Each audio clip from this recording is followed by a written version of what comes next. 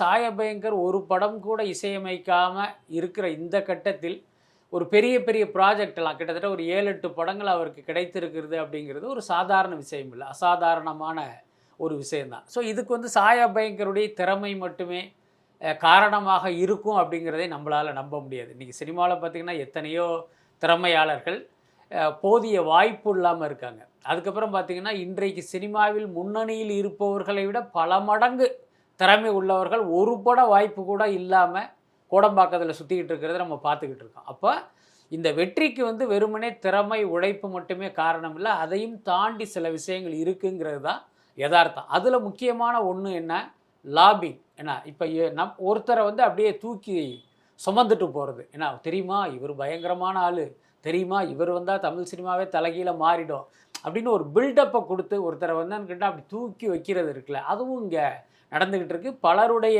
வெற்றிக்கெல்லாம் அதெல்லாம் காரணமாக இருந்திருக்கு.